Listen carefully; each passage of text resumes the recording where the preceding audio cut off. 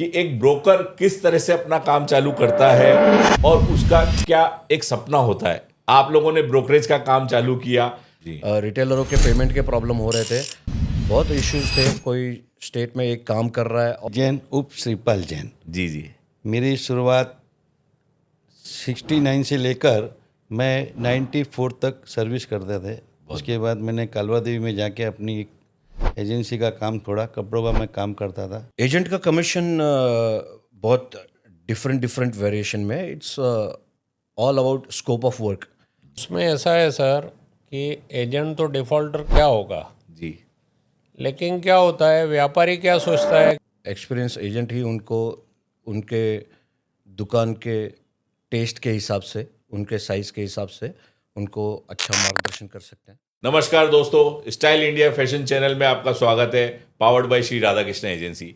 जैसा कि आप जानते हैं, स्टाइल इंडिया फैशन चैनल ये फैशन की दुनिया का चैनल है। आज हम मुंबई में हैं और कुछ खास मेहमान हमारे साथ हैं। मुंबई से मेरे साथ रागा के प्रेसिडेंट संतोष जी चिमनानी और वाइस प्रेसिडेंट श्रीपाल जैन और JS शाह साहब है। आप तीनों का मैं बहुत स्वागत करता हूं और धन्यवाद देता हूं, आप हमारे मंच पे पधारे।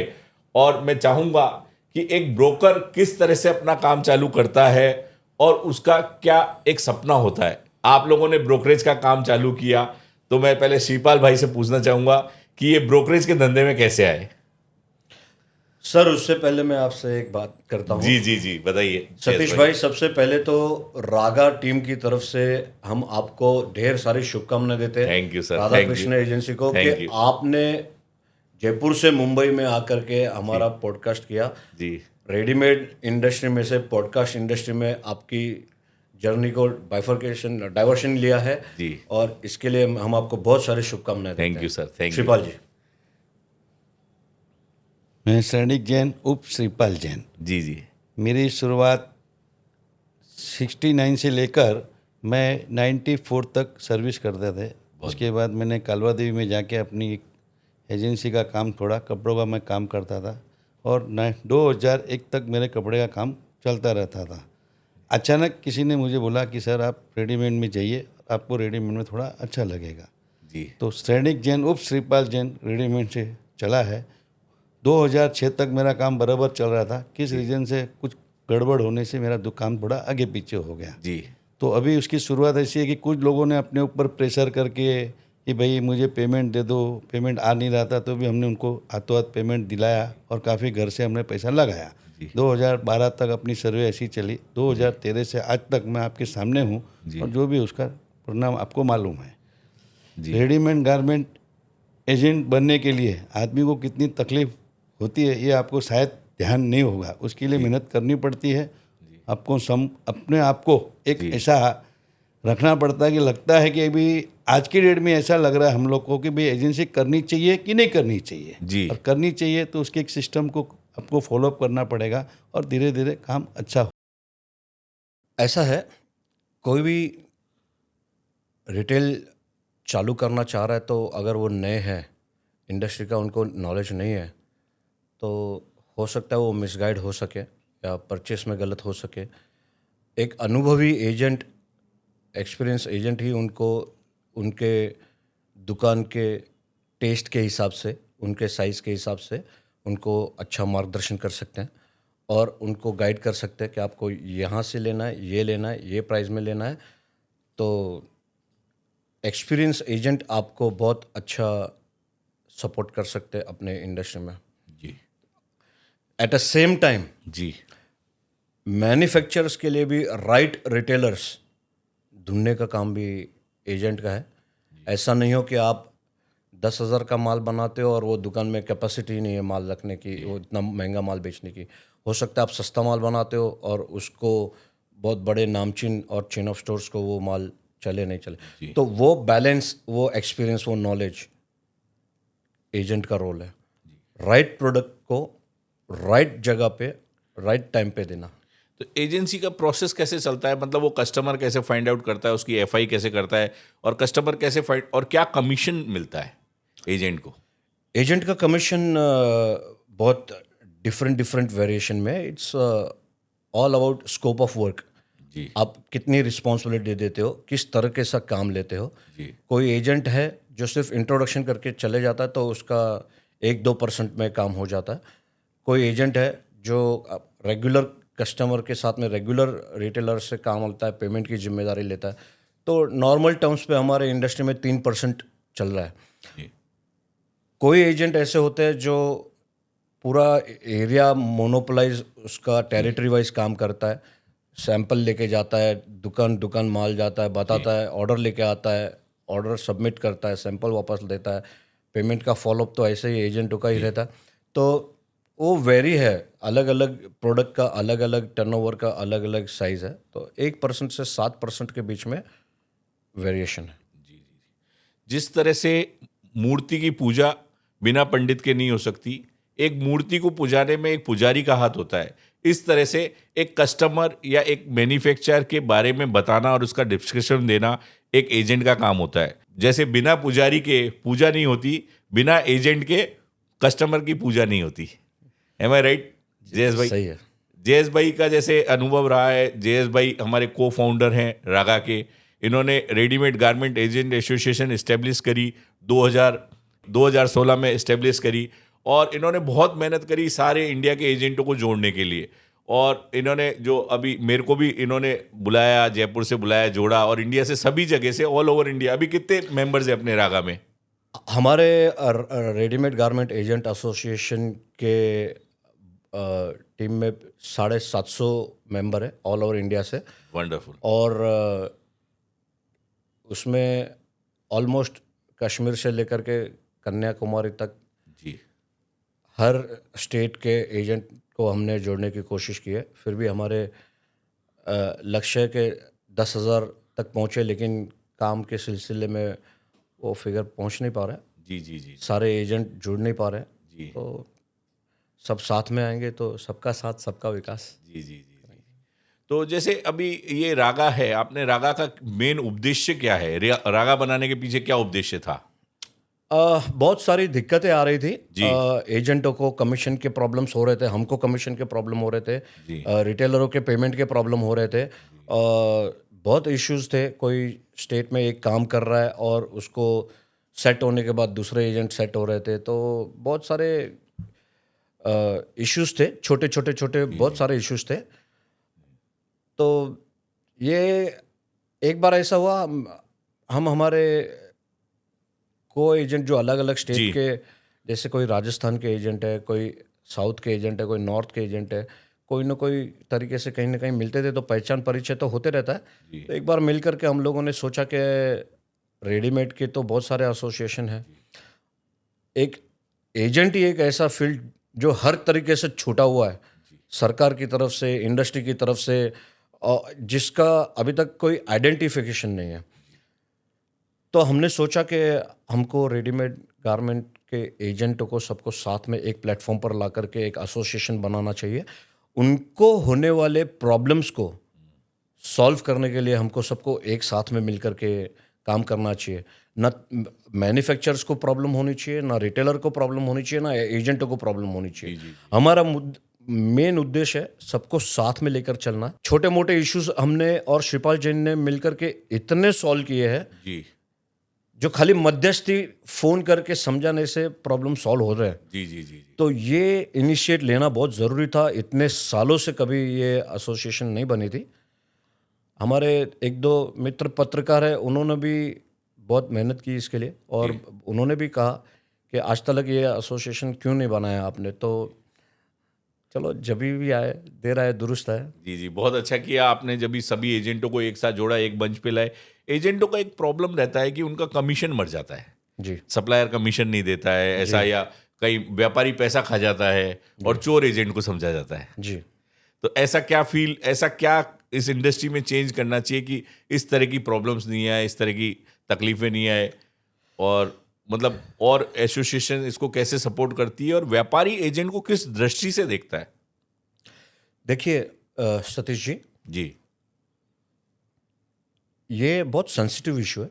जी एजेंट के कमीशन नहीं होने के बहुत सारे कारण हैं। जी कभी पार्टी का पेमेंट बहुत ज़्यादा लेट हो जाता है, जी, तो ऐसे ही मैन्युफैक्चरर्स को इंटरेस्ट का धक्का पड़ता है, रोटेशन रुक जाता है। सही बात है, एकदम सही है।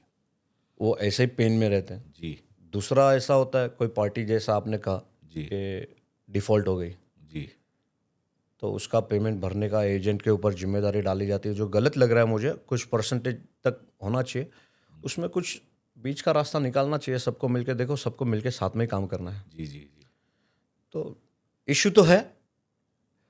कई अच्छे लोग हैं जो कभी कमीशन में प्रॉब्लम नहीं क्रिएट करते हैं, जी थोड़ा गम खा लेते हैं मैन्युफैक्चर भी, और लॉन्ग टर्म रिलेशनशिप संभालते हुए सब साथ में चलते देते हैं। कुछ लोग देते हैं, कुछ लोग नहीं देते हैं। उसमें सबसे ज़्यादा मरण होता है छोटे छोटे एजेंटों का। छोटे एजेंट का मर्डर। हाँ, उनका बहुत शोषण होता है, वो नहीं होना चाहिए। थोड़े उनके व्यवहार भी थोड़े वैसे होते हैं, थोड़े साफ सुथरा काम अगर वो भी करे और सिस्टम से काम करे तो उनको भी प्रॉब्लम नहीं आना चाहिए।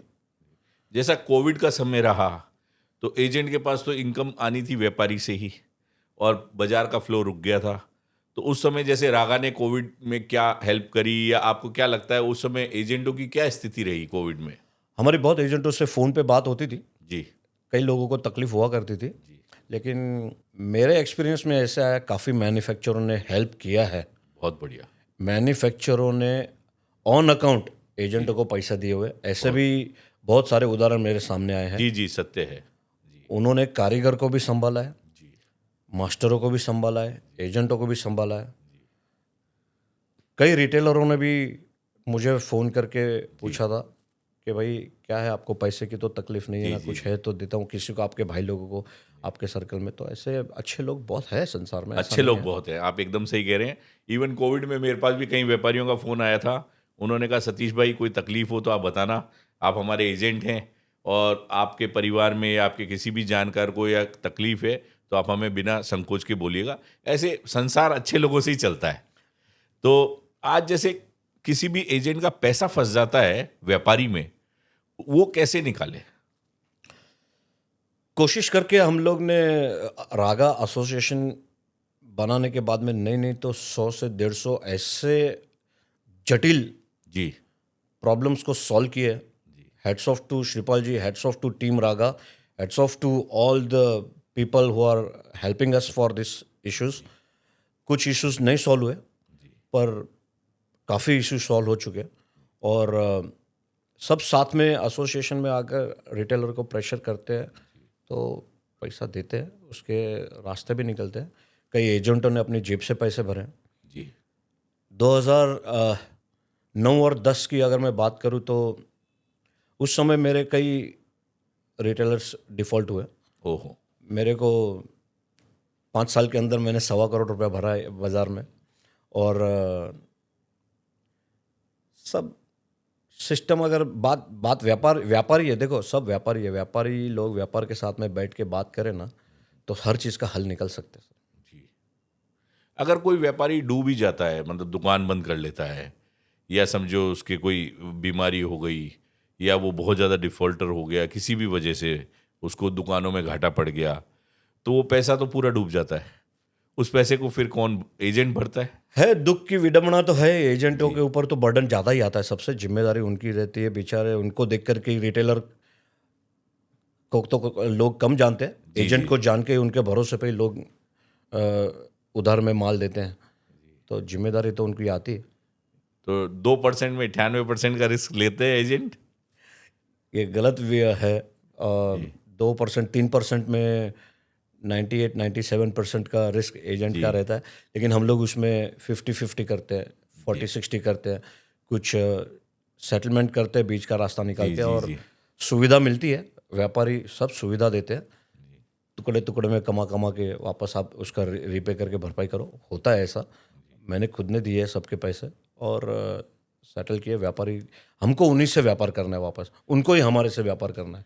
झगड़ा करके क्या करेंगे, सेटलमेंट तो करेंगे।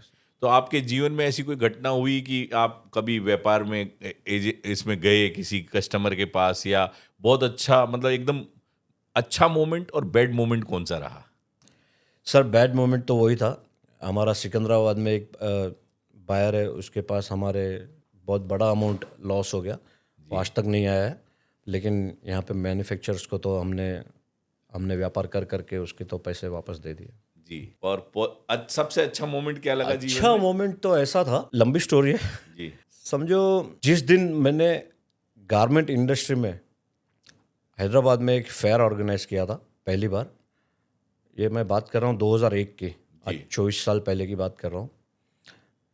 उस समय मैंने जितने रिटेलरों को आमंत्रित किया था वो सारे के सारे 100% आए।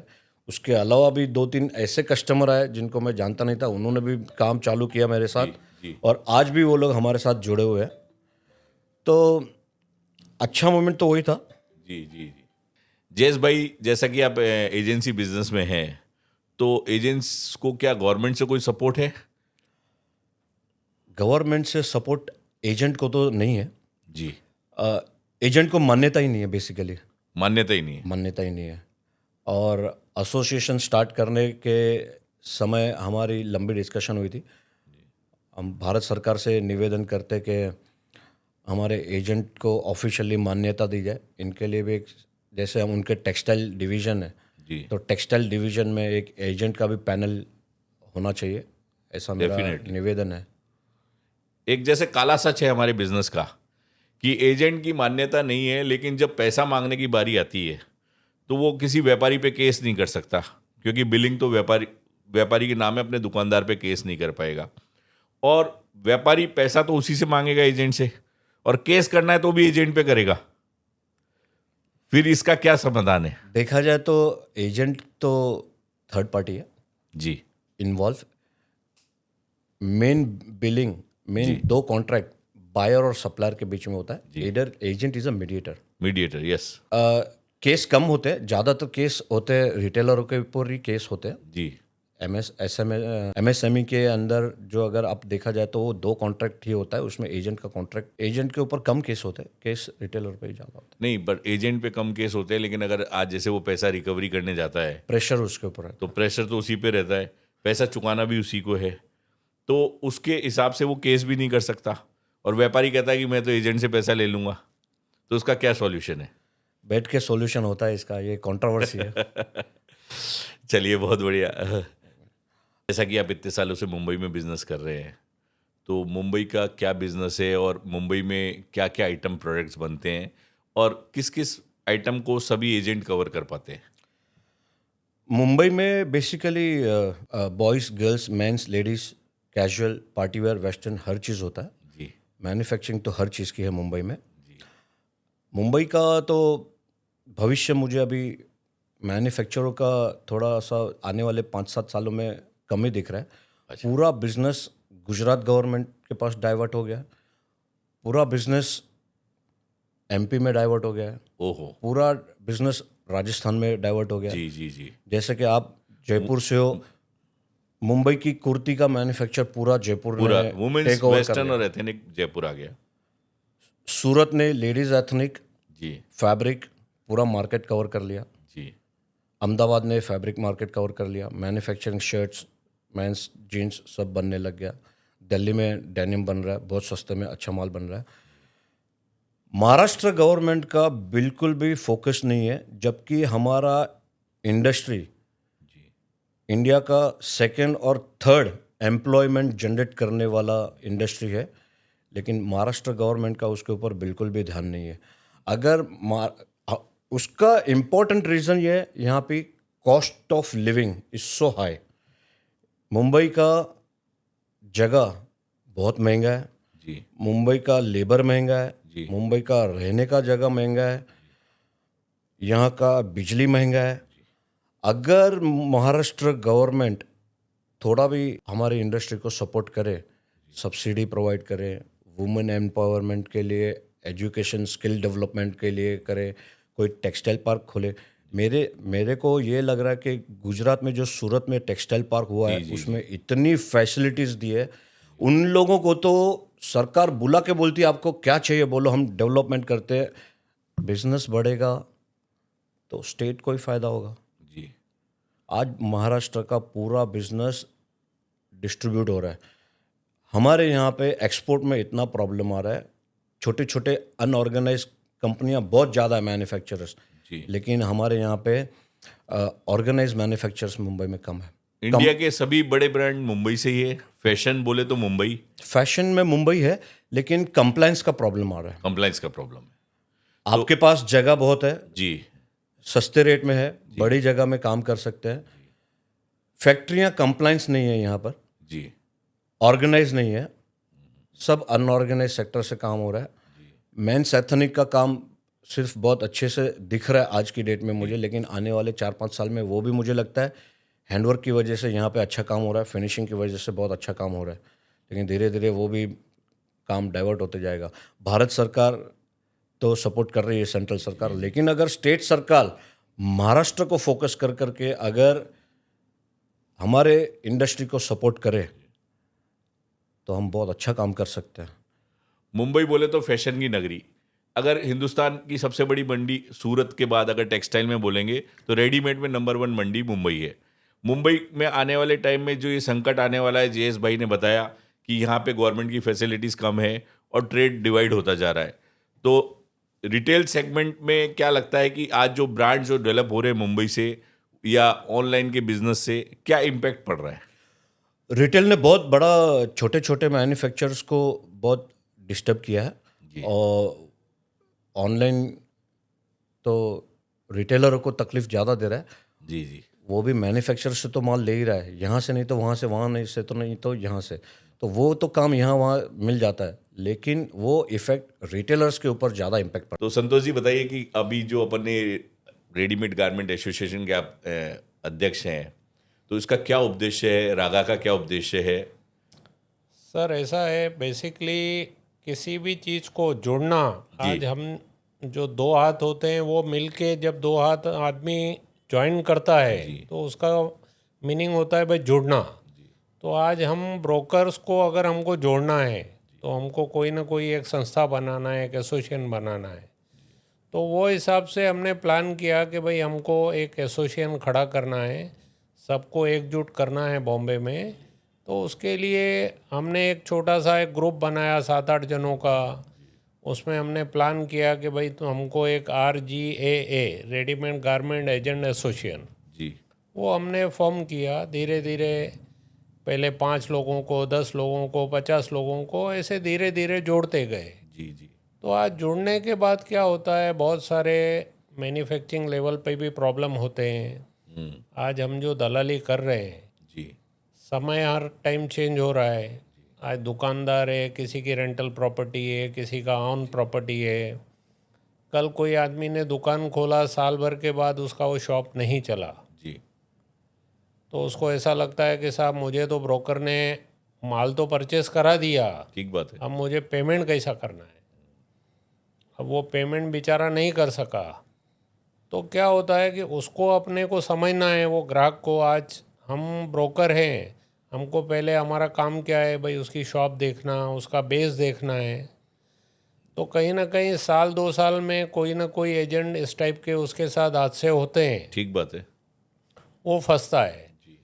अगर वो एसोसिएशन से जुड़ा है तो एसोसिएशन उन प्रॉब्लम में से उसको बाहर निकाल सकती है। बिकॉज अब क्या होता है, मैन्युफैक्चर चाहता है कि भाई ब्रोकर के थ्रू माल गया है तो पैसे की जिम्मेदारी ब्रोकर की है। ब्रोकर की आज कोई भी मैन्युफैक्चर 2% या 3% में उसको 100% के लिए तो बांध नहीं सकता है ना साहब। ठीक बात है। आज पेमेंट हज़ारों में तो नहीं होती है, वो तो लाखों में रहती है। लाखों में रहती आज कोई ग्राहक लाख रुपए का बाय किया, उसको दलाली तो 2 या 3 हज़ार मिलेगी, है। सही बात। लेकिन वो 1 लाख रुपया कहाँ से चुकाएगा। और सिर्फ 1 लाख रुपया नहीं होता है ना साहब। अब अगर 20 जनों से माल ले लिया 20 लाख रुपए, तो 20 लाख हो गए। तो 20 लाख में कमाना कितना है उसको? 60,000। 60,000 रुपये। तो 60,000 में वो 20 लाख की जिम्मेदारी लेगा क्या? नहीं ले सकता है। तो उसके लिए क्या होता है, वो जब एसोसिएशन रहेगी, वो एसोसिएशन के पास आता है कि साहब मैं इस चीज़ में फंस चुका हूँ, अब मुझे मैन्युफैक्चर का भी पैसा क्लियर करना है। तो साल 2 साल में ऐसे हादसे होते हैं, उसमें एसोसिएशन उनको हेल्प करती है कि भाई चलो मैन्युफैक्चर का जो कॉस्ट है उसमें आप थोड़ा सेटल करो। ठीक बात है। आज ब्रोकर के पास चलो एक ग्राहक तो नहीं होता है, आज वो ए के साथ फंसा है, लेकिन बी सी डी वो भी सबके साथ धंधा कर रहा है। तो वो सोचता है कि भाई अगर एक टाइम फंस गया है तो उसको फंसने के बाद उसको फिर रास्ता ढूंढना है, वो उसमें से धीरे धीरे बाहर निकलेगा एसोसिएशन उसको सपोर्ट करती है, वो वहाँ से उसको पता चलता है भाई ये एसोसिएशन होना बहुत ज़रूरी है। ठीक बात है। आज इंडिविजुअल कोई आदमी सेटल नहीं कर सकता है, कोई भी चीज़ हो। यूनिटी ऑलवेज जो है ना, यूनिटी अगर रहेगी तो आप कहीं से भी कुछ भी कर सकते हैं। तो सरकार को हम भी यही चाहेंगे कि भाई ब्रोकर के लिए कुछ ना कुछ होना चाहिए, यूनिटी होना चाहिए। और आज हम लोग सक्सेस हैं, हमारे पास एवरी मंथ 2-4 ऐसे केसेस आते हैं। जी जैसे हमारा CMI है, clothing manufacture association of India, उसमें भी बहुत सारे कंप्लेंट्स आते हैं। तो हम उनके साथ भी बैठ के ब्रोकर का सलूशन निकालते हैं, और वो भी अपने प्रॉब्लम्स हमारे साथ शेयर कर रहे हैं जी कि भाई संतोष भाई ये 4 केस आए हैं, इसको कैसे सॉल्व करना है। ठीक बात है। तो हम बोलते हैं कि साहब देखो, आज ब्रोकर तो छोटा लेवल का आदमी है, तो आप उसको कैसे भी करके मैन्युफैक्चर को भी समझाना पड़ता है कि साहब हर टाइम प्रॉफिट तो किसी को भी नहीं मिलेगा ना। तो आज एसोसिएशन से फ़ायदे तो बहुत है सर, ठीक बात है। और हमने उस चीज़ का रिज़ल्ट भी हमको बहुत अच्छा है, और हम चाहते हैं कि आगे और भी जो भी ब्रोकर एसोसिएशन के साथ नहीं है जी वो जुड़ेंगे तो उनको फ़ायदा ही है उससे, और उसका कोई बहुत बड़ा कॉस्ट नहीं होता है साहब। साल में अगर 1,000-2,000 रुपये आपको फ़ीस भरना है नॉमिनल फीस। तो वो तो नॉमिनल अमाउंट है, जी जी जी। और उससे आपको बहुत सारे बेनिफिट मिलेंगे।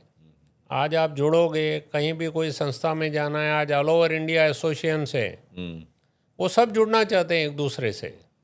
भाई दिल्ली बॉम्बे से जुड़ना चाहता है, बॉम्बे मद्रास से जुड़ना चाहता है, तो आज हर जगह फेयर हो रहे हैं। जी हर जगह के लोग, आज कलकत्ता के लोग हमको इनवाइट करते हैं कि साहब आप बॉम्बे से आइए, ठीक बात है।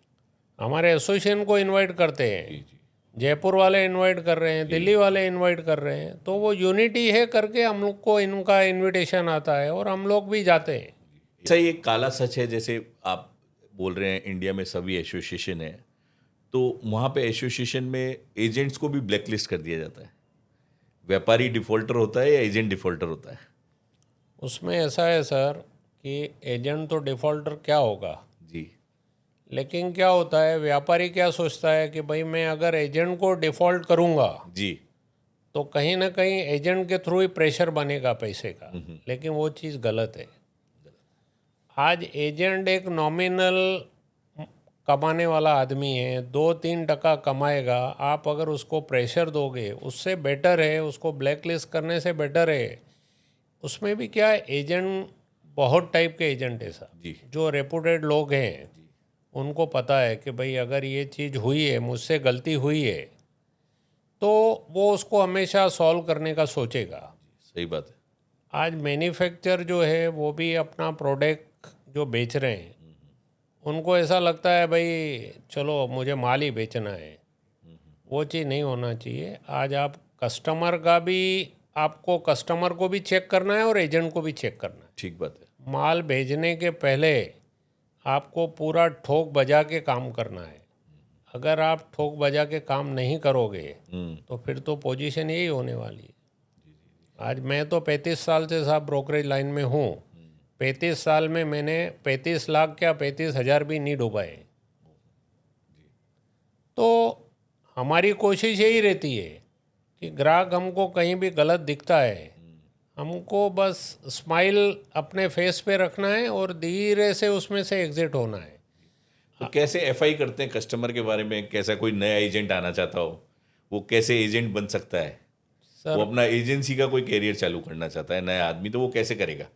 देखिए साहब, फर्स्ट थिंग तो कोई भी नई चीज़ है, जी आप ग्राहक को डायरेक्टली उधार दिलाओगे ठीक बात है।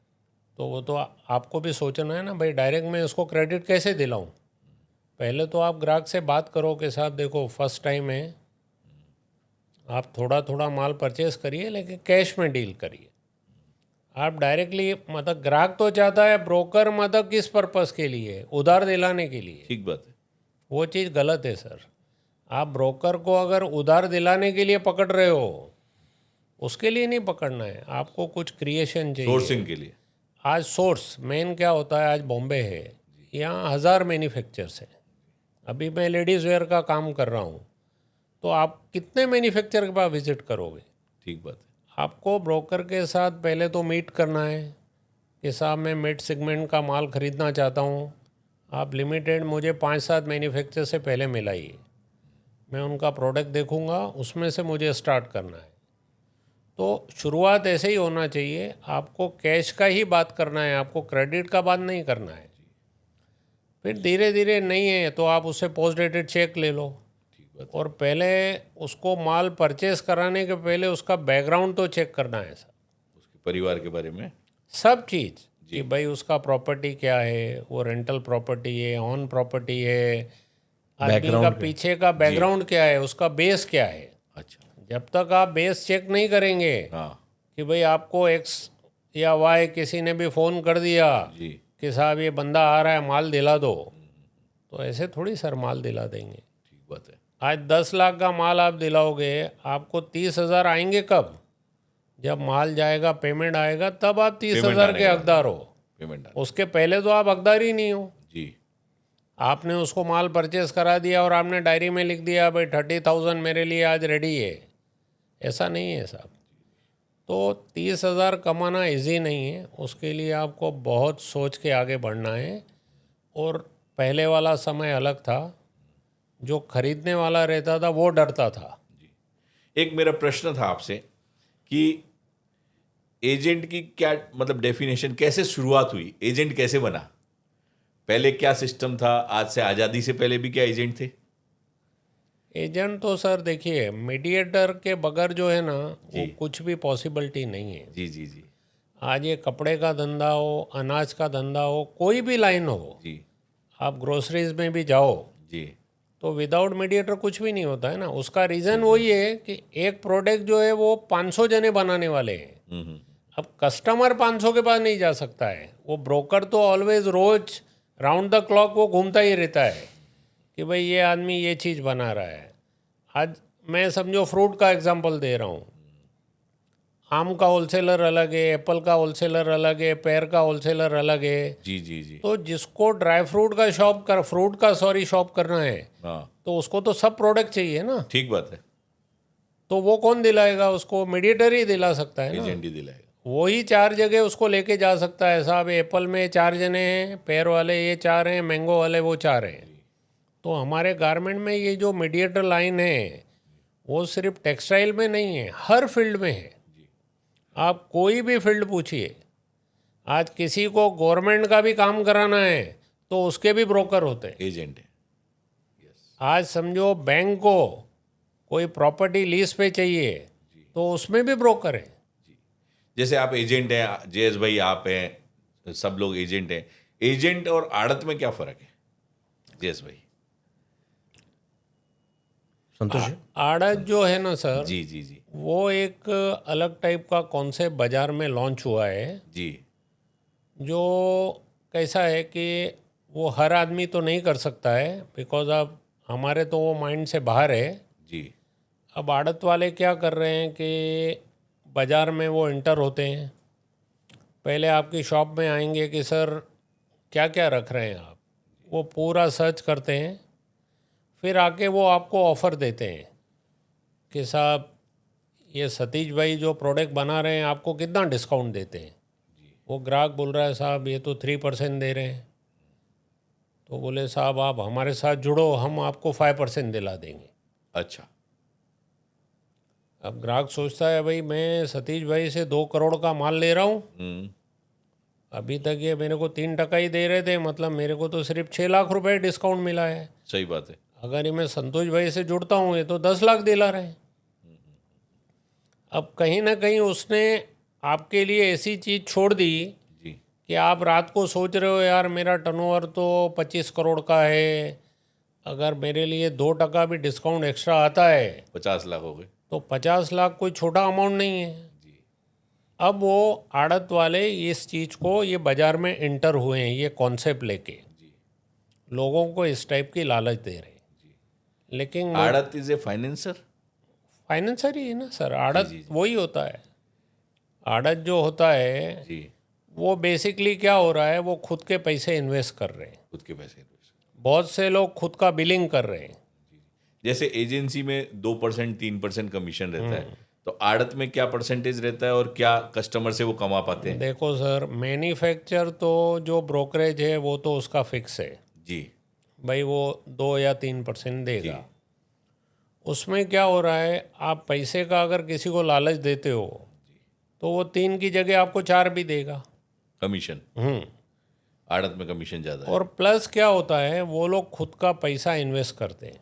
ठीक बात है। डिस्काउंट कर डिस्काउंट, आज सपोज आपके पास 1 करोड़ रुपया एक्स्ट्रा पड़ा है, जी अब आपको लग रहा है भाई मैं इस आदमी को दबा के 5% डिस्काउंट ले लूँ, तो करोड़ रुपया आपने इन्वेस्ट किया है, 5 लाख रुपया आपने उसका ले लिया डिस्काउंट का एक्स्ट्रा, 4% आपने दलाली ले ली, ठीक बात है। तो आपका तो करोड़ पे 9 लाख रुपया हो गया। 9% हो गया। आप ग्राहक को समझो 3 महीने की भी उधार दे रहे हैं, जी तो आपका ज़्यादा से ज़्यादा क्या होगा, 6 लाख रुपया है ना, फिर भी आपने 3 लाख तो एक्स्ट्रा कमाया ही है। तो वो जो कैलकुलेशन है उसमें जो छोटे मैन्युफैक्चर हैं उसको वो लोग ज़्यादा दबा रहे हैं, और छोटे रिटेलर भी ज़्यादा ले रहे हैं? और छोटे जो रिटेलर हैं वो तो क्या ज़्यादा लेंगे साहब। नहीं मतलब आड़त से माल ले रहे हैं या एजेंट से ज़्यादा ले रहे हैं? छोटे दुकानदार को आड़त एंटरटेन नहीं करता है साहब, उसको बड़े ही ग्राहक चाहिए। अच्छा, और ये आड़त में क्या वो अपना कमीशन रिटेलर से भी लेता है 2-3%? मेरे हिसाब से तो नहीं लेना चाहिए। अच्छा जी। क्योंकि बस उनका वो रहता है कि भाई उनको कहीं कहीं से बल्क डिस्काउंट मिल जाता है। हाँ हाँ, जो छोटे मैन्युफैक्चर हैं उनके पास पैसा नहीं है साहब। ठीक बात है। मैं यहाँ पर आपको थोड़ा सा और एक हाईलाइट करूँगा। जी जी जी, बताइए। डिस्काउंट के अलावा जो रिटेलर के साथ में इनका आड़त का टाइमलाइन सेट होता है, जी, वो टाइमलाइन से डिले होता है तो वो इंटरेस्ट भी चार्ज कर सकते हैं। वो रिटेलर से? रिटेलर से वो आपका जिसको माल दिला रहे हैं। जो आपका अंडरस्टैंडिंग है उनका, जी जी जी, 3 महीने के बदले 6 महीने में पेमेंट आया तो ऊपर के 3 महीने का जो डिफरेंस डिस्काउंट इंटरेस्ट है वो ले लेंगे। यहाँ से पेमेंट क्या करके रेट ऑफ discount ले इंटरेस्ट लेंगे। रहता है सर वो? सबका अलग अलग से, मिनिमम से मैक्सिमम क्या रेट ऑफ इंटरेस्ट? उसका अपने को अंदाज़ा नहीं, पर मैंने उसका क्या रहता है साहब, देखिए मिनिमम जो है 1 से 2% तो वो लोग लेते ही हैं, मंथली वो लेते ही हैं। परसेंटेज? ओके, लेकिन उसमें क्या हो रहा है कि कहीं ना कहीं जो मैन्युफैक्चर सालों से धंधा कर रहा है, ठीक अब बात है। उसका 3% डिस्काउंट फिक्स है। आज उसने मुझे तो छोड़ दिया, ठीक बात है। अब आड़त को पकड़ लिया, अब आड़त उसको 3% से 5% कैसे दिलाएगा, सोचने की बात ये है। दुकानदार को भी सोचना है ना, जी, वो नहीं सोच रहा है। उसको ये लग रहा है कि भाई संतोष भाई ने ये काम अभी तक हमारे लिए क्यों नहीं किया। तो बिलिंग आड़त के नाम होती है, व्यापारी के नाम होती है? दोनों में दुकानदार? हो रहा है सर, दोनों में आड़त भी खुद के नाम से ले रहा है जी, और और वो व्यापारी, आगे बिल कर रहा है? हाँ, और व्यापारी के नाम पे भी ले रहा है। अच्छा अच्छा, उसमें उसको बेनिफिट जो भी है ना सर, वो एंड टू एंड में यही है कि वो जो छोटे मैन्युफैक्चर हैं, कहीं से 8, कहीं से 10, कहीं से 5, कहीं से 7, जी, वो अपने तरीके से ले लेते हैं, उनको अपना एवरेज करने का रहता है।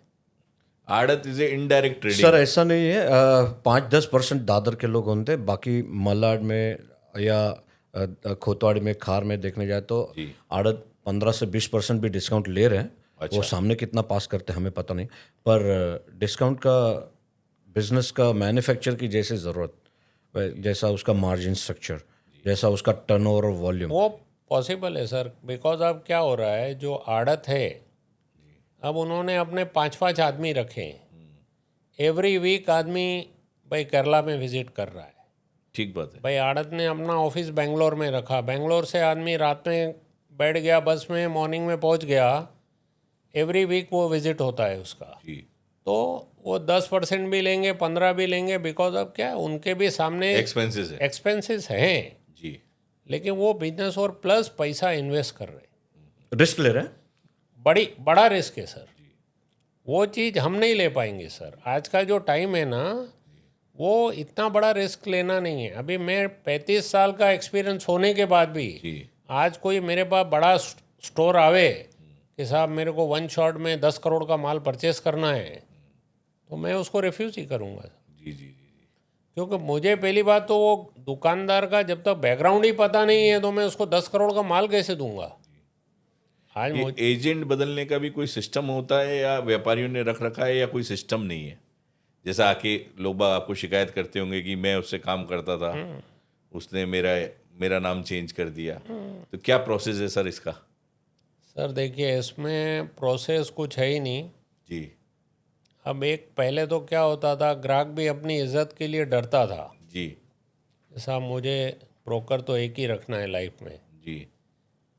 लेकिन आज क्या हो रहा है, एक कस्टमर के पास 4-4 ब्रोकर है। हम्म। दादर में एक ब्रोकर, मलाड में एक ब्रोकर, जी भाई गोरेगांव मोतीलाल नगर में आज 500 कारखाने हैं, जी वहाँ एक अलग ब्रोकर रख दिया है। तो मुझे लग रहा है कहीं ना कहीं वो सब चीज़ें गलत हो रही है। अच्छा इसमें मैन्युफैक्चर का भी लॉस है। ओके। आज मैन्युफैक्चर को पहले तो ये सोचना, मैन्युफैक्चर को क्या लग रहा है हाँ कि भाई चलो संतोष भाई नहीं है तो सतीश भाई तो है ना अपने पास। ठीक बात है। लेकिन पहले तो उसको ये सोचना कि भाई ये ग्राहक संतोष भाई को छोड़ के आया क्यों। आज संतोष भाई तो मार्केट में एक रेपुटेड ब्रोकर है, उसको छोड़ने का कोई ना कोई रीज़न होगा। जी उस पर उसको सोचना, संज्ञान लेना है। जी जी लेकिन कोई नहीं ले रहा है ऐसा। ठीक बात है। नहीं लेने का आखिर उसका एंड क्या होगा, जी आप कहीं ना कहीं फंसेंगे। ठीक बात है। वो आदमी इतना एक्सपीरियंस होने के बाद अगर ऐसे ग्राहक को छोड़ रहा है तो कोई ना कोई रीज़न से ही छोड़ा होगा। और जो लोग रीज़न जाने बगैर ऐसे ग्राहकों को पकड़ रहे हैं, जी उनका भविष्य आगे खराब ही है साहब। कितना पैसा चुकाएंगे? आज 2-3% में आप कितना चुका लोगे? सही बात इनमें है। थक जाओगे। ठीक बात है। तो मुझे, मेरे हिसाब से वो चीज़ों में हाथ नहीं डालना चाहिए और उसके लिए मैन्युफैक्चर को बहुत सोचना ज़रूरी है। हार्डली 10-20% हैं, उनको पता है कि भाई हमारे यहाँ संतोष भाई का नाम लिखा है, ठीक बात तो है। हमको दूसरे को एंटरटेन नहीं करना है। वो बोला साहब आपको बाज़ार में, आप जो सेकंड ब्रोकर लेके आए हो उससे बाज़ार आपको माल दे रही है, आप ले लो, लेकिन मेरे पास नाम जो है वो सतीश भाई का ही रहेगा या संतोष भाई का ही रहेगा। जी जी। तो वो उनकी गिनती बहुत कम है साहब। व्यापारी कमजोर हो गया। बाज़ार में क्या है, मैन्युफैक्चर का भी एथिक नहीं है। जी वो एक प्रिंसिपल पे नहीं चल रहे। ठीक बात है। उनको सिर्फ बिजनेस चाहिए, लेकिन वो शॉर्ट टर्म का बिजनेस है। आप ये अगर लॉन्ग टर्म तक करना है तो आपको अपने नियम तो बनाना पड़ेंगे ना। जी तो ऐसे हैं, उनको नियम बनाएंगे तो उनका ही फायदा है। जी। संतोष भाई, एजेंट में और इंटरनेशनल एजेंट में, डोमेस्टिक एजेंट और इंटरनेशनल एजेंट में क्या फ़र्क है?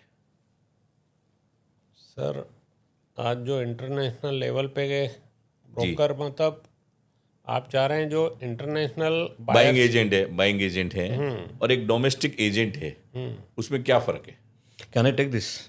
जी अभी फिलहाल लास्ट ईयर 2024 में मैं लंदन गया था। जी वहाँ का एक फेयर है, प्योर लंदन बोल के, एक अपने जैसा गारमेंट इंडस्ट्री का ही फेयर होता है।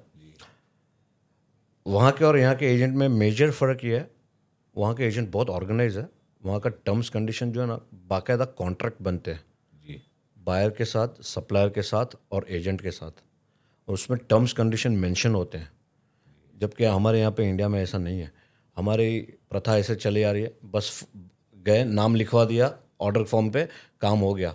तो ये सिस्टम बहुत अनऑर्गेनाइज है हमारे इंडस्ट्री में, इंडिया में स्पेशली। अगर कोई ऐसा ऑर्गेनाइज होंगे तो बहुत कम है, ना के बराबर है यहाँ पे इंडिया में, जो तो कॉन्ट्रैक्ट से काम करते हैं। ब्रांड्स, इंडियन ब्रांड्स भी क्या एजेंट रखते हैं?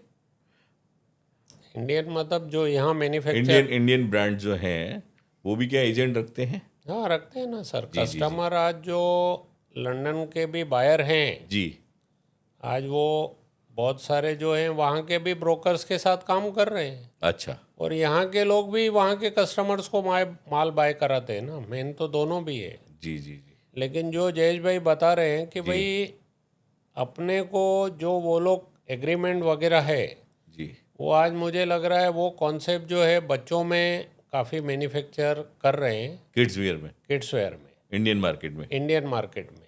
और वो बेस मुझे लगता है मेंस में भी चालू हो गया है, ब्रांड के साथ में। अच्छा होना चाहिए सर, कॉन्ट्रैक्ट बहुत ज़रूरी है। जी कॉन्ट्रैक्ट में क्या होता है, दोनों एक दूसरे से बंधे हुए हैं। ठीक बात है।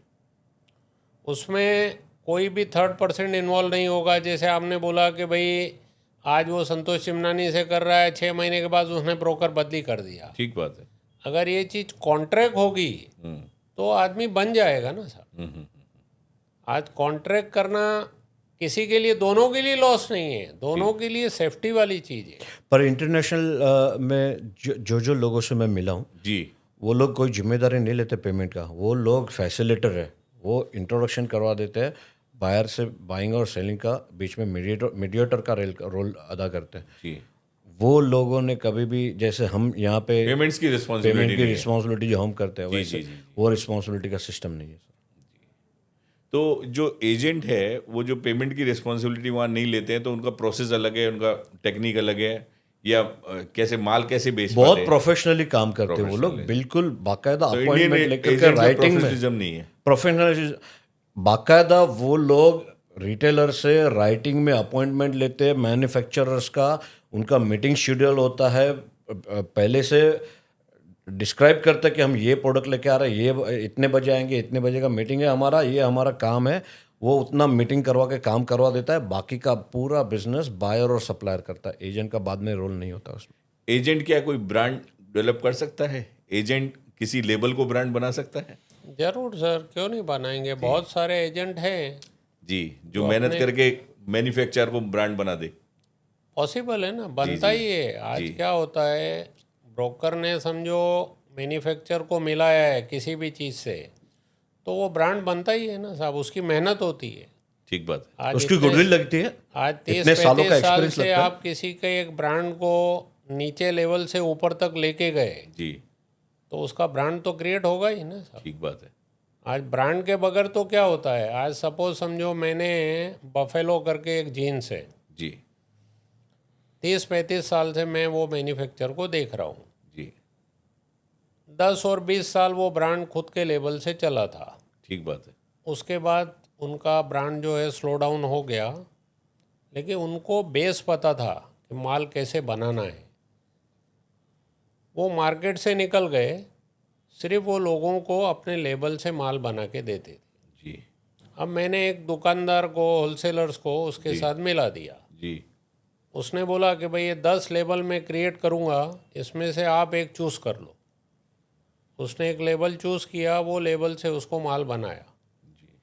धीरे धीरे धीरे वो ट्रेडर जो है आज वो लेबल को लेके इतने बड़े लेवल पे पहुंच गया कि वो बफेलो जितना धंधा कर रहा था। अच्छा, तो एक ब्रांड क्रिएट हो गया ना साहब। तो एजेंट का क्या रोल रहता है ब्रांड बनाने में? एजेंट को तो क्या है साहब, दो जनों से मिलाना है। जी। आज मिलाने का काम किसका होता है? एजेंट का होता है। मीडिएटर। उसने ढूंढा ना। जी आज सर बफेलो बोला हमारे प्रेसिडेंट साहब ने जो बोला ना, जी। सिर्फ मिलाना नहीं होता है सर। हमारा इतने सालों का उसका एक्सपीरियंस, व्यवहार, काम, रिलेशनशिप, गुडविल सब साथ में जुड़ा हुआ है। आज जीन्स तो बनाने वाले सर बॉम्बे में 100-200 होंगे ना। ठीक बात है। आज अपन ने बफेलो से क्यों मिलाया? क्यों? उसका जो 20 साल का एक्सपीरियंस, जी वो जो ब्रांड था अपने आप में, जी तो बफेलो जो बना सकता है, जो क्वालिटी, समय ठीक है, समय उनका चेंज हो गया, आज वो बाजार से आउट हो गए, ठीक बात है। लेकिन एक्सपीरियंस तो उतना ही है ना साहब। ठीक बात है। तो एक्सपीरियंस काम आया सामने वाले को, उसने एक नया लेबल क्रिएट किया, लेकिन हमने उन दोनों को इसके लिए मिलाया ना साहब। एक्सपीरियंस था करके वो उनका काम हुआ।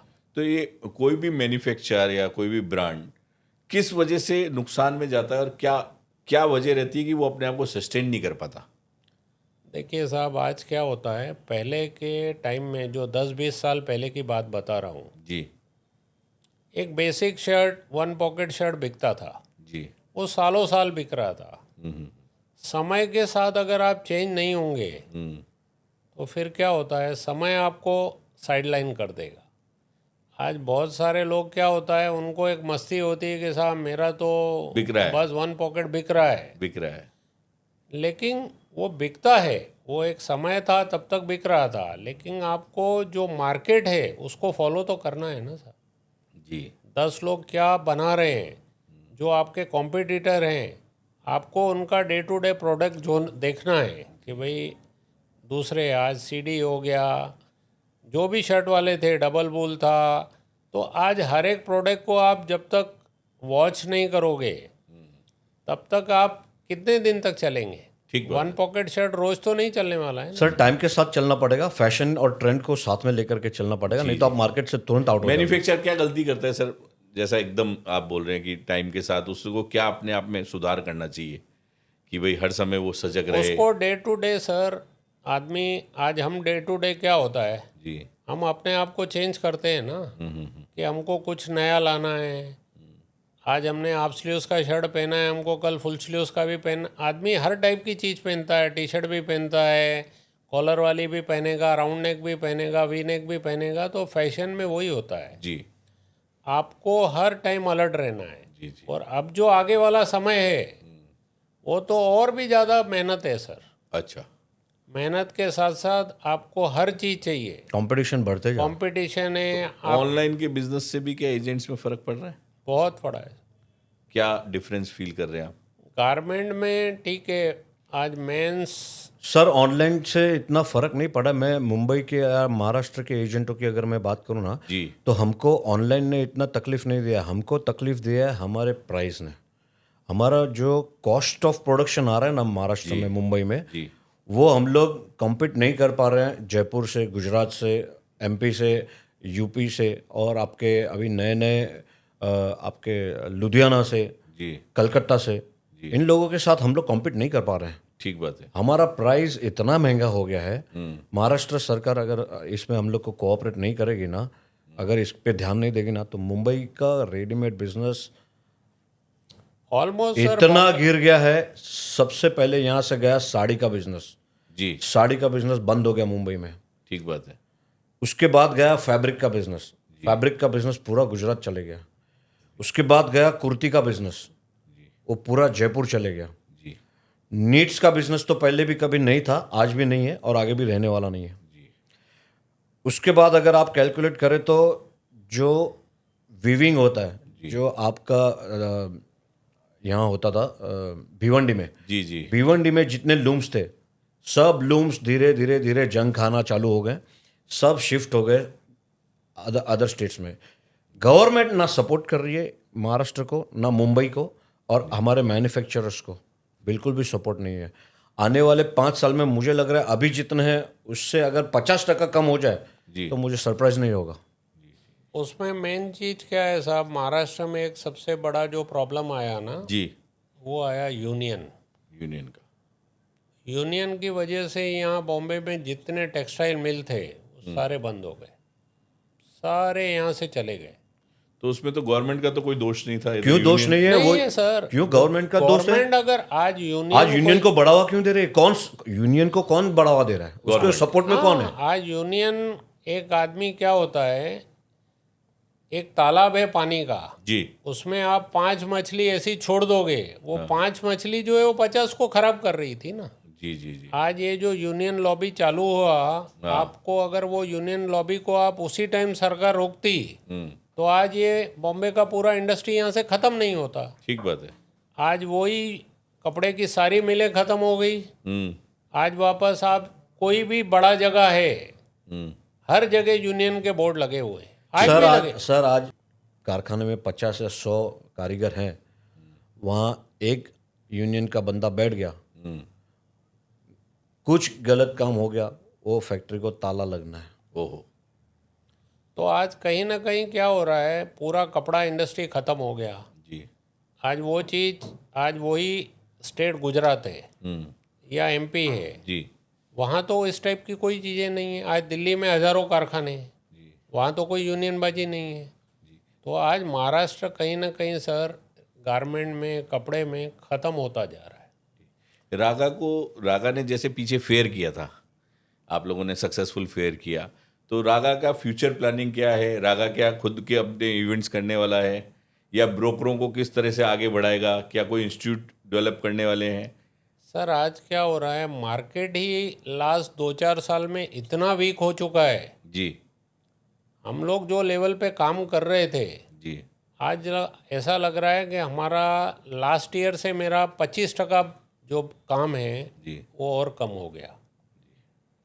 उसका रीज़न क्या है, जो जयेश भाई ने भी बताया कि अदर सेक्टर जो हैं, अदर स्टेट्स आर डेवलपिंग। वो सेक्टर स्ट्रांग होते जा रहे जी, जी। हैं बिजनेस में। जी कस्टमर आज कंपटीशन है, कस्टमर यहाँ का जो प्राइस देख रहा है जी उसको लग रहा है कि भाई सतीश भाई आदमी अच्छा है, जी लेकिन मैं 2500 रुपये में ये चीज़ कब तक लूँगा, मुझे तो बाज़ार में 2200 में मिल रही है। ठीक बात है।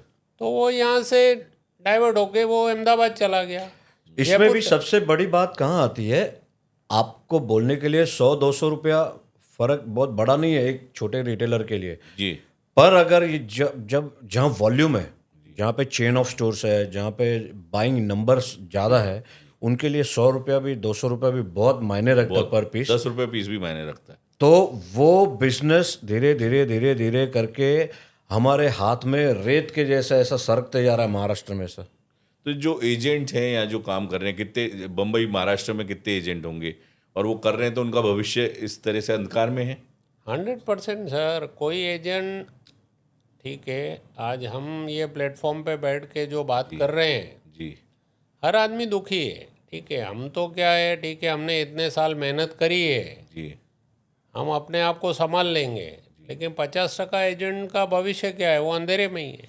और आने वाले, भले हमारे सर बोल रहे हैं सही है, लेकिन हमारा भी टर्नओवर कम ही होने वाला है, बढ़ने वाला नहीं है। जी जी महाराष्ट्र का, मुंबई का बिजनेस दिख रहा है जी कम होते जा रहा है। ये आज से 5 साल पहले जो ग्राहकों की भीड़ हुआ करती थी दादर में, जी आज उसकी 50% भी नहीं बची है, और आने वाले दिनों में और 50% कम हो जाएगी। मैं भी इतने साल से देख रहा हूँ कि जैसे कोई मंडी, आज जैसे जयपुर मंडी डेवलप हुई, तो एजेंटों का बहुत बड़ा हाथ है। हर स्टेट से कस्टमर को लाता है, बुलाता है, प्रोडक्ट दिखाता है, और कस्टमर बढ़ता जा रहा है। तो अगर मुंबई का भविष्य इस तरह से रहेगा, अगर एजेंट्स को नहीं सर्वाइवल मिलेगा, तो बिजनेस नेचुरली डाउन आएगा। तो मुंबई के मैन्युफैक्चरर्स को भी एजेंट को बहुत ज़्यादा सपोर्ट करना चाहिए और उनको मार्गदर्शन करना चाहिए। तो रागा इसमें अपना क्या रोल कर रहा है? रागा के लिए मतलब फ्यूचर क्या है? आने वाले 5 साल में आप रागा को कहाँ देखते हैं एज ए प्रेसिडेंट? सर, रागा, हम तो चाहते हैं कि पर रागा और आगे बढ़ना चाहिए, हमारी कोशिश है। जी लेकिन जो मार्केट का सिनेरियो है, मार्केट भी आज कहीं ना कहीं साथ नहीं दे रहा है। जी तो मार्केट की सिचुएशन से हम खुद परेशान हैं। हमको भी लग रहा है कि कहीं ना कहीं भाई ये चीज़ 1-2 साल में हो सकता है मैन्युफैक्चर लोगों को कुछ चीज़ समझ में आए। आज दादर का मार्केट ऐसा है, प्रॉपर्टी के प्राइस जो हैं, आज वो 400 फुट का गाला समझो 5 करोड़ का है। तो 5 करोड़ का आप जगह लेके क्या धंधा करेंगे? ठीक अगर रेंटल प्रॉपर्टी लेते हैं तो उसका 1 से 1.5 लाख रुपया भाड़ा है, स्टाफ का खर्चा है, और बहुत सारे प्रॉब्लम्स है यहाँ। तो आज लोग दादर छोड़ के गोरेगांव चले गए। जी आज गोरेगांव में मोतीलाल नगर करके एरिया है, जी वहाँ समझो एक यूनिट जो है 2000, 4000, 5000 फुट में काम कर रहा है, जी लेकिन वो होलसेल के प्राइस में माल बेच रहे हैं। ओके। लेकिन वहाँ भी जो आज हुआ ना, ग्राहक वहाँ भी जाके, वहाँ से भी वो ग्राहक आगे और चला गया। अब उनको लगा कि नहीं भाई, गोरेगांव से बेटर है अपना अहमदाबाद अच्छा है सर, सूरत अच्छा है, क्योंकि वहाँ जो जगहों के प्राइस हैं वो पानी का भाव है सर। नहीं, गुजरात की गवर्नमेंट जो सब्सिडी दे रही है, जी 55% सब्सिडी है। वुमेन वर्कर के लिए अलग सुविधा है, बिजली के लिए अलग रेट हुआ है, उनके लिए पार्क बनाए हुए हैं, टेक्सटाइल पार्क बना हुआ है, फैब्रिक का पार्क बना हुआ है, अभी गारमेंट का पार्क बनने की तैयारी है। हमारे मित्र एजेंट वहाँ पे है, हमारे और सप्लायर्स है, हमारी उनसे डिस्कशन होते रहती है। एमपी, राजस्थान और गुजरात, ये गारमेंट बहुत स्पीड में बढ़ रहा है। हमारे सारे महाराष्ट्र में आने वाले जितने भी रिटेलर्स है, उन्होंने अपना रूट चेंज कर दिया है। उनको अच्छी क्वालिटी आजकल सब जगह पे मिलना चालू हो गई, हर मैन्युफैक्चरर्स अच्छा ही माल बनाना चालू कर दिए। फिनिशिंग हमारा एक टाइम पे स्ट्रॉन्ग था कि हमारी फिनिशिंग, ऐसी फिनिशिंग मुंबई जैसी और कहीं नहीं मिलती है। आज की डेट में हर जगह पे लोग अवेयर हो रहे हैं, फिनिशिंग बढ़ रही है, क्वालिटी बढ़ रही है। हमारी ज़रूरत है, हमको लेटेस्ट टेक्नोलॉजी को एडॉप्ट करना चाहिए, इंडिया में मशीनरीज एडॉप्ट करनी चाहिए।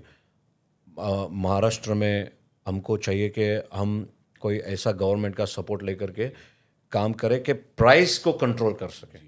जिस दिन हमारा महाराष्ट्र ने प्राइस को कंट्रोल करना चालू कर दिया, महाराष्ट्र फिर से फॉर्म में आ जाएगा। ऐसा आएगा सर। वही चीज़ है कि आज देखिए, आज यहाँ जो एग्जीबिशन लगता है जी, आज बॉम्बे इतना बड़ा सिटी होने के बाद यहाँ एग्जीबिशन का एक ग्राउंड नहीं है। आज जो ग्राउंड एक गोरेगांव में नेस्को है, जी आज वहाँ एक मैन्युफैक्चर को अगर अपना स्टॉल लेके एग्जीबिशन करना है तो उसको मिनिमम 5 लाख रुपए चाहिए। और थोड़ा भी ठीक ठाक अच्छा बना है तो 10 लाख से 25 लाख तक प्राइस चले जाता है। आज आदमी कमाएगा कितना? 3 दिन में 4 दिन में कितना आज व्यापार हम लेगा? चाइना में देख रहे हैं, थाईलैंड इतनी छोटी सिटी है, वहाँ साहब प्राइवेट एग्जीबिशन सेंटर हैं, बड़े बड़े यूज। जी तो आज यहाँ एक एग्जीबिशन सेंटर आज तक नहीं बन पाया। मैं 35 साल से तो मैं ये फील्ड में हूँ, जी तो आज एक एग्जीबिशन सेंटर होना ही चाहिए। हमें चाहिए कि गवर्नमेंट हमें जगह दे। मेरे को जब हमने रागा का फेयर किया था, जी मैं 2018 की बात कर रहा हूँ, जी जी जी तब हमारे इनोग्रेशन के लिए श्रीमान सत्यदेव पचौरी जी यूपी के टेक्सटाइल मंत्री थे एमएसएमई में। उन्होंने आकर मेरे को प्रपोज किया था, आप हमारे उत्तर प्रदेश में आइए, मैं आपको 200 एकड़ जगह देता हूँ, आपको सारी सुविधा देता हूँ, लाइट, पानी, रोड, इंफ्रास्ट्रक्चर, सब्सिडीज, हर चीज़ देता हूँ। उनको चिंता है कि उत्तर प्रदेश में बिजनेस बढ़ना चाहिए, उनको चिंता है कि वहाँ के लोगों को काम मिलना चाहिए। आज अगर महाराष्ट्र सरकार भी ये चिंता करे और हमारे महाराष्ट्र में ये जगह प्रोवाइड करे, जी जी चाहे वो डायरेक्ट नहीं, हमारे एसोसिएशन के थ्रू भी करना चाहे, तो we are ready to work with it. हम लोग एग्जीबिशन सेंटर, जैसे संतोष जी ने बताया, एग्जीबिशन सेंटर हम लोग बहुत बढ़िया लगाएंगे, जिसका प्राइस नॉमिनल रहेगा। एक छोटे से छोटा मैन्युफैक्चर भी उसको परवड़ेगा, उसको महंगा नहीं पड़ेगा।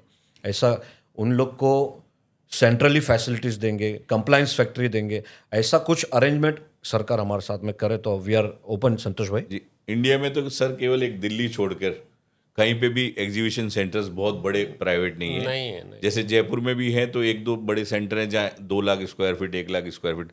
अभी आने वाले टाइम में जयपुर में भी एक हम फेयर कर रहे हैं जकमा ट्रस्ट के नाम से 6-7 अगस्त को, तो उसमें इंडिया से पूरे व्यापारी आते हैं। तो एक व्यापारी को फेयर में जाना और पार्टिसिपेट करना कितना जरूरी है?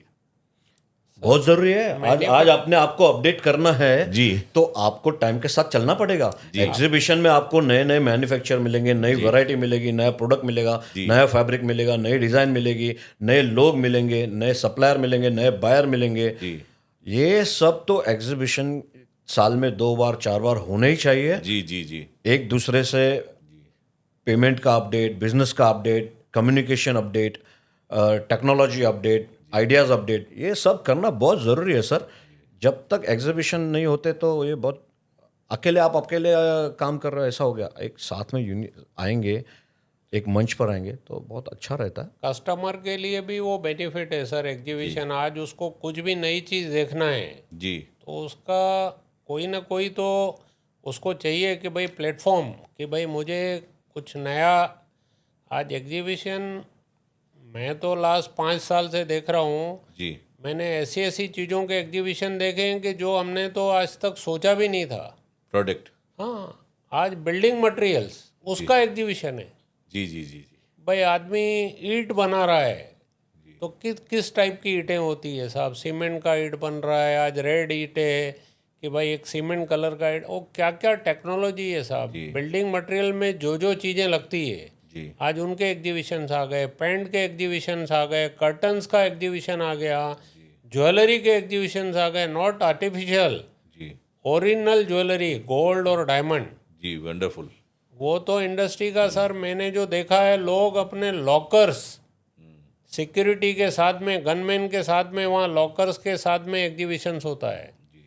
तो वो क्यों हो रहा है? क्योंकि एक प्लेटफॉर्म चाहिए आप। क्या है, अभी तक इतने सालों से हमारी एक ही संस्था है जो लार्ज स्केल पे काम कर रही है एग्जीबिशन के लिए, CMAI। CMAI भी एक टाइम पे एग्जीबिशन रखेंगे तो कितने लोगों को कैटर कर सकते हैं? 500, 1000, 2000 मैन्युफैक्चरर्स को। आज खाली दादर में 10,000 मैन्युफैक्चरर्स है। अगर पूरा महाराष्ट्र का अगर आप पकड़े तो हमारे पास नहीं तो 1 लाख मैन्युफैक्चरर्स रहेंगे जो रेडीमेड का काम करते हैं।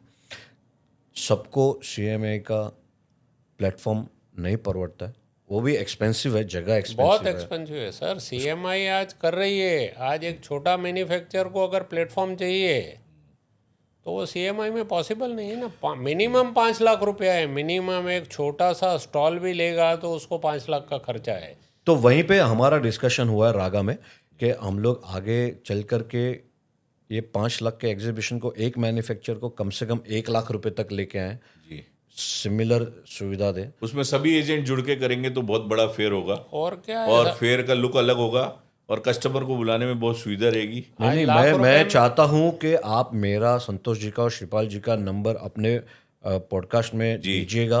पीछे पूरे इंडिया में जितने भी हमारे भाई लोग हैं, जितने भी हमारे दोस्त हैं, सब हमें कांटेक्ट करके रागा में जुड़े, सब एक मंच पे आए और हम लोग सब साथ में मिलकर के ये इंडस्ट्री को बहुत अच्छे से फ्रूटफुल कर सकते हैं।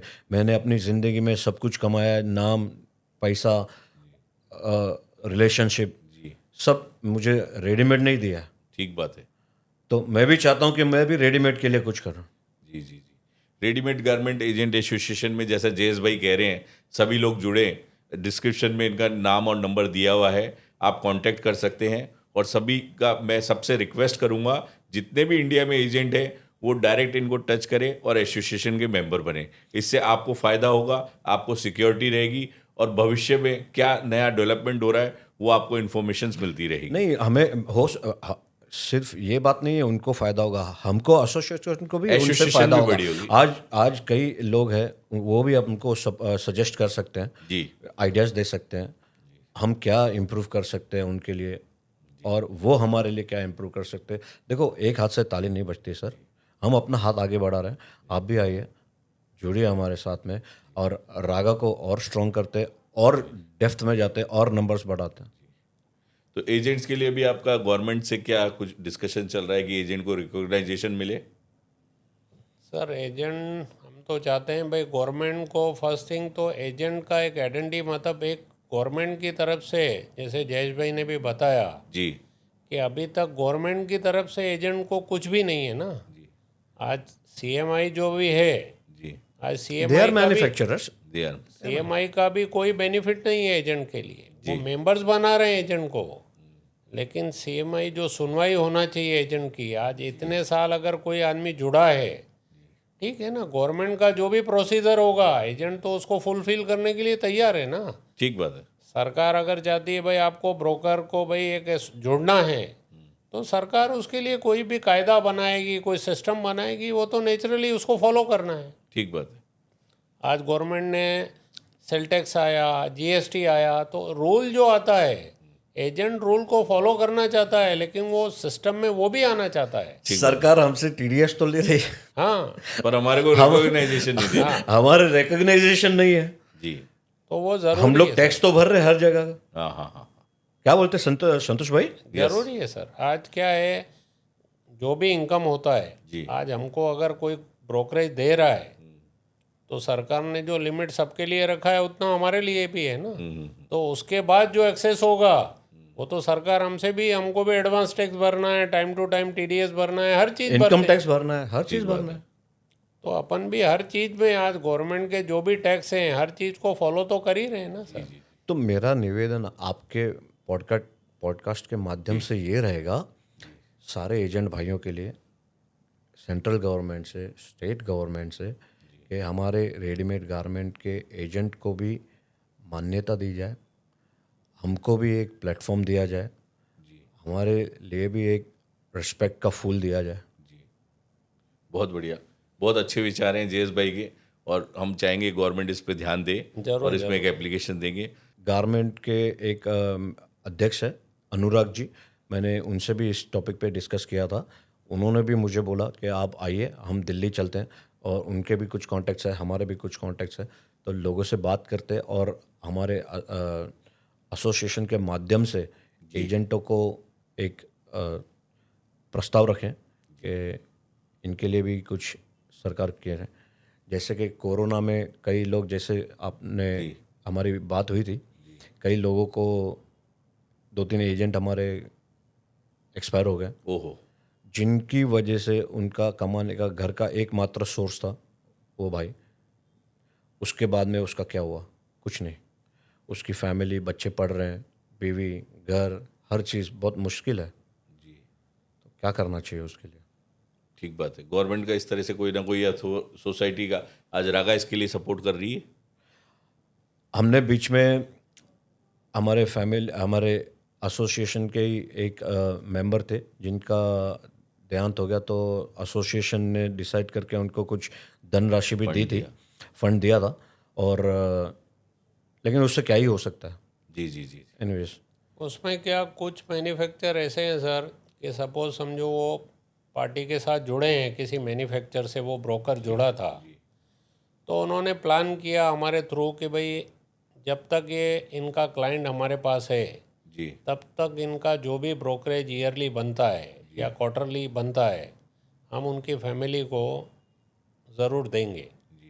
तो बहुत सारे जो जेन्युइन मैन्युफैक्चर हैं वो टाइम टू टाइम उनकी फैमिली को वो ब्रोकरेज पहुंचा ही देते हैं भाई थ्रू। वो रागा ने ये इनिशिएट किया था, मैन्युफैक्चरर को रिक्वेस्ट किया था, से रिक्वेस्ट की और उसमें से मोस्ट ऑफ लोग एग्री हो गए कि भाई हम ये करें। कई लोगों ने मना किया, बोले हमको सर्विस नहीं मिल रही तो हम लोग उसको कुछ नहीं करेंगे। पर बहुत अच्छे लोग मैन्युफैक्चर भी इंडस्ट्री में है जो चीज़ों को समझते हैं, उनके थ्रू इंट्रोड्यूस किए हुए बायर्स का बिजनेस का रॉयल्टी रेवेन्यू आज भी 5 साल हो गए ये बात को, आज भी उनके घर में उनके फैमिली को जा पहुंच रहा है। पहले जो एजेंट्स हुआ करते थे और जो मैन्युफैक्चरर होते थे वो बोलते थे एजेंट ने कस्टमर को जोड़ दिया तो उसकी रॉयल्टी हमेशा जाएगी। आज वो टाइम नहीं रहा, लोगों की नज़र खराब हो गई, चेंज हो सर गई। उस टाइम में क्या होता था, ग्राहक भी फ्लेक्सिबल होता था। जी आज डे बाय डे क्या हो गया है कि पहले सपोज एमजे मार्केट है, अब एमजे मार्केट में 5,000 दुकानें होती थी, जी तो आदमी मॉर्निंग में एमजे मार्केट में आया तो इवनिंग तक उसका काम ख़त्म हो जाता था। ठीक है। अब पूरी मार्केट सब अलग अलग एरिया में हो गई है, कस्टमर भी चाहता है उसको सर्विस चाहिए।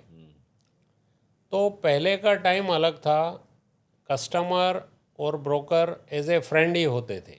ठीक बात है, आज हर आदमी कॉमर्शियल हो गया है, ठीक बात है। उसको लग रहा है कि भाई ब्रोकर अगर मेरे साथ जुड़ रहा है तो वो मुझे सर्विस नहीं देगा तो फिर मुझे वो नहीं चलेगा। जी तो आज क्या है, सर्विस भी बहुत इम्पोर्टेंट है ना। कस्टमर अपनी जगह सही है, समय हर चीज़ का बदलाव आया है, तो आज कस्टमर भी चाह रहा है कि भाई मुझे एजेंट मेरे साथ में होना चाहिए।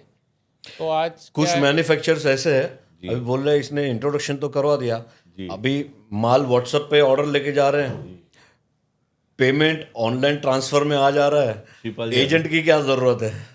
जैसा कि श्रीपाल भाई आप बता रहे 2006 में आपको तकलीफें आई, तो क्या व्यापारियों के पैसे नहीं आए, पेमेंट्स नहीं आने से तकलीफ हुई या कोई डिफॉल्टर व्यापारी हो गया, तो आपका उस समय कैसा समय निकला और आपने लोगों का पैसा कैसे चुकाया?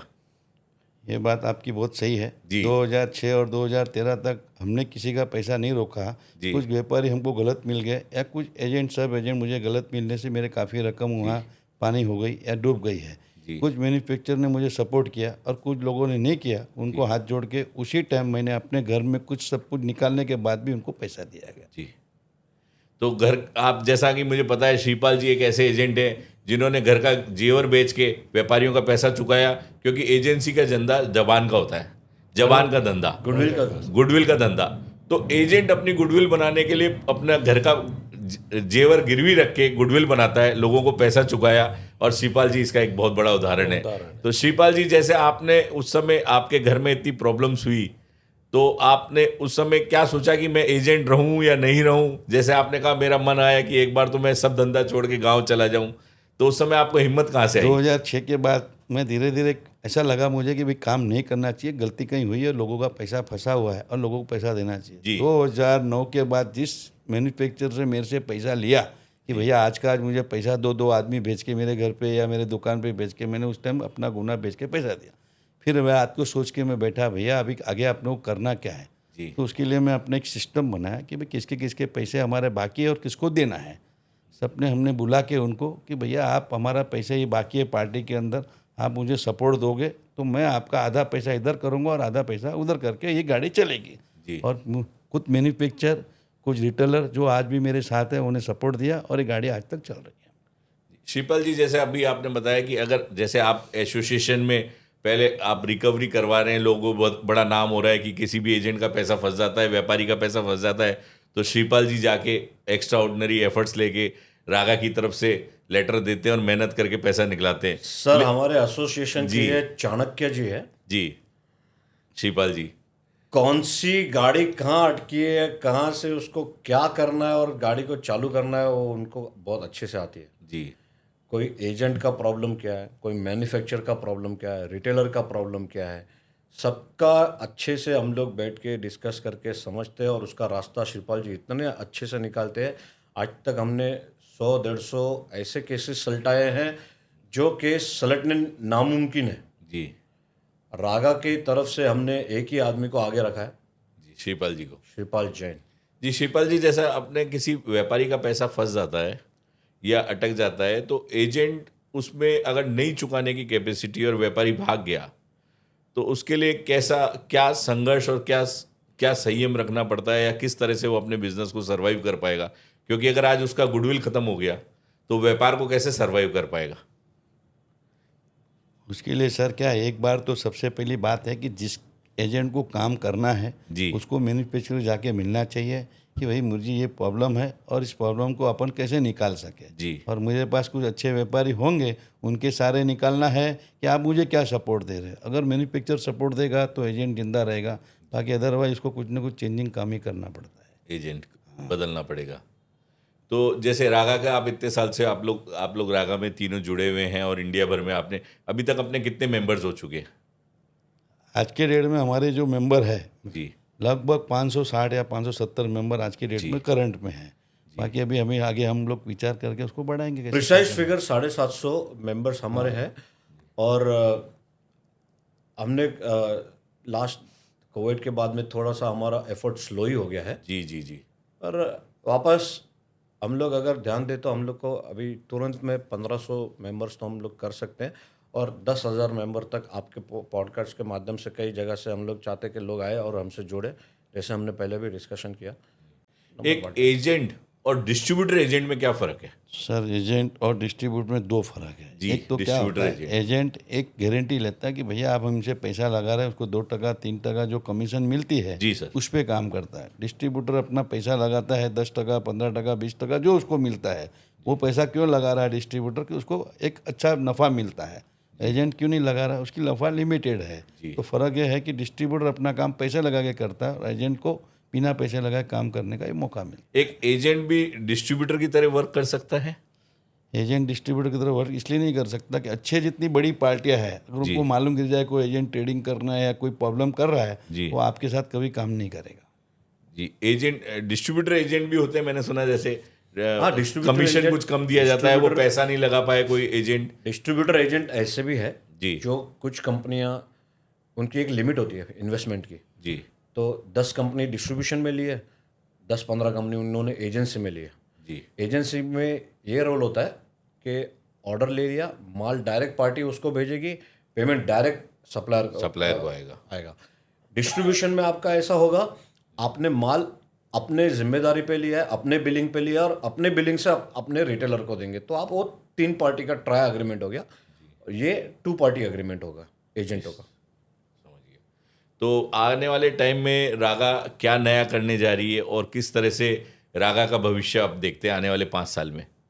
सर ऐसा है कि अभी जो आगे की तैयारी है, हमने आपको वही चीज़ें क्लियर करी कि मार्केट जो है आज बॉम्बे का, वो जब तक आगे प्रॉपर नहीं होगा, आज मैं बता ना, एजेंट भी बहुत सारे जो हैं यहाँ बेचारे वो तकलीफ में हैं, वो जी। अपने आप को सर्वाइव नहीं कर पा रहे हैं। जी हम लोग तो रेडी हैं कि भाई हमको आगे कुछ करना है, लेकिन आज मार्केट जो 1-2 साल से डाउन है, वो कहीं ना कहीं क्या, वो मार्केट जब तक अप नहीं होगा तब तक हमारे लिए खुद के लिए वो समस्या है। ठीक बात है। आज ब्रोकर, मैंने बताया, आज हम तो 25-30 साल 35 साल से ऑलरेडी ये फील्ड में हैं, जी हम तो उसको सरवाइव कर लेंगे, लेकिन छोटे आदमी के लिए बहुत तकलीफ है। जी जी जी आज बॉम्बे का आदमी जयपुर जाके कैसे ब्रोकरेज करेगा सर? ठीक बात है। आज 3% में वो बॉम्बे से बेचारा कन्वेंस लेके या by train by flight Jaipur customer को लेके जावे, वो खुद को रहना है, 3% में क्या काम कर लेगा? ठीक बात है। वो पॉसिबिलिटी नहीं है। लोकल जो ब्रोकर बॉम्बे का है, अब हम हैं, हम बॉम्बे मंडी कर सकते हैं, जी हम जयपुर नहीं जा सकते, हम अहमदाबाद नहीं जा सकते हैं साहब। कोई ब्रोकरेज का रेशो हमारा कुछ अलग नहीं है ना कि भाई हम बॉम्बे वाला ब्रोकर अगर अहमदाबाद में लेके गया तो उसको कोई 5% देने वाला है। ठीक बात। ब्रोकरेज का तो जो फिक्स है वही मिलने वाला है। ये सब एजेंट्स का चैनल कैसे चलता है? जैसे आपने बोला बॉम्बे का एजेंट दिल्ली नहीं जाएगा, तो क्या वो सब एजेंट अडॉप्ट करे वो ठीक है, या उस प्रोसेस में कोई प्रॉब्लम है? प्रॉब्लम ऐसा है, बहुत सारे डिस्कशन, जब डिस्प्यूट होता है ना तब प्रॉब्लम क्रिएट होता है। जी जब तक स्मूथ चलता तब तक स्मूथ चलता, कोई प्रॉब्लम नहीं है। जहां कोई पार्टी डिफॉल्ट हो गई, जी जहां कोई पार्टी का पेमेंट ज़्यादा डिलेड हो गया, जी जहां कमीशन आना डिस्टर्बेंस हो गया, वहां से दिक्कत होना शुरू हो जाती है। सब एजेंट फिर मंदुक होता है, आपस में रिलेशन खराब। जी जी जी जी। श्रीपाल जी, जैसे सब एजेंट्स एक दूसरे के साथ जुड़ते हैं, तो सब एजेंट तो अपनी लाइबिलिटी उस समय रखता है या नहीं रखता, जैसे अगर कोई पार्टी डिफॉल्ट हो जाती है तो? देखिए, ऐसा है, इसमें दो चीज़ होती है। जी पहली सर। चीज़ तो अगर जवाबदार एजेंट होगा और सब एजेंट हम उसके साथ जुड़े हैं तो वो अपना परसेंटेज बोल देता है कि भैया मैं 1% ले रहा हूँ, उसके अंदर 10%, 20%, 5% दूंगा। कुछ सब एजेंट ऐसे होते हैं कि खाली पार्टियाँ ले आते हैं, पार्टी पैसे डूब गई, जो उसका जवाबदारी है वो हमको ही लेना पड़ता है। तो उसके लिए सब एजेंट रखना चाहिए नहीं रखना चाहिए, वो एजेंट के ऊपर डिपेंड करता है कि क्या करना चाहिए। ऐसा एजेंट के लिए कहते हैं मुफ्त के चंदन घिस मेरे नंदन। व्यापारी कहता है एजेंट आया है, न रंग लगे न फिटकड़ी, फिटकड़ी, हाँ। और चौका ही चौका। उनको जी बताइए। ऐसा है, जो बोलते हैं वो बोलते हैं, उनको हम लोग जवाब देते हैं सर कि हमारा शरीर पूरा लगा हुआ है जी। कि फोगड़ में कोई काम नहीं होता है। आज सवेरे से शाम तक हम मेहनत करते हैं, उसका रिजल्ट आपको समझ में आ जाता है, उसका पैसा हमको मिलता है। कोई भी मैन्युफैक्चर फ्री में 1 रुपया देता नहीं है, जी तो उसके लिए उसको बोलना शोभा नहीं देता और बोलना भी नहीं चाहिए किसी एजेंट के लिए। पर मैं आपकी बात से सहमत हूँ सतीश जी। जी आजकल क्या हो रहा है, जैसे जैसे हमारा कोई मैन्युफैक्चर से वॉल्यूम बढ़ जाता है, टर्नओवर बढ़ गया। अब क्या हो रहा है, पहले सिफॉर्म था, सिफॉर्म का लाने का जवाबदारी एजेंट का खत्म हो गया, वो जिम्मेदारी कम हो गई है। जी। आज की डेट में आपको पेमेंट लाने जाना नहीं, RTGS आरटीजीएस आ जा रहा है। जी सर। आज की डेट में ऑर्डर आपका 50% तो व्हाट्सएप पे काम हो जाए, रिपीट का काम हो जाता है, फोटो भेज दिया, ऑर्डर दे दिया, काम हो गया। जहाँ पे वॉल्यूम बढ़ जाता है ना, जी वहाँ पे मैन्युफैक्चरर को एजेंट आंखों का पत्थर लग रहा है। अच्छा। आंख में पत्थर घुस गया, अभी इतना सारा पैसा कमीशन उसको देना पड़ रहा है, वहाँ से दिक्कत शुरू होती है। तो क्या आपका क्या अनुभव है शिपाल जी इसमें? एजेंट आका पत्थर है? नहीं, मेरा कहना ऐसा है कि जैसा आप जो सब बोलते हो ना, आज की डेट में सब एजेंटों को हमारी विनती है कि आप कोई भी मैन्युफैक्चर से या रिटेल से काम करते हो, अपनी एग्रीमेंट बनाया बगैर काम मत करो। जी। पहला आप एग्रीमेंट अपने सिस्टम को समझो, उसके सिस्टम को समझते हुए काम करो। काम कम होता है कि ज़्यादा होता है?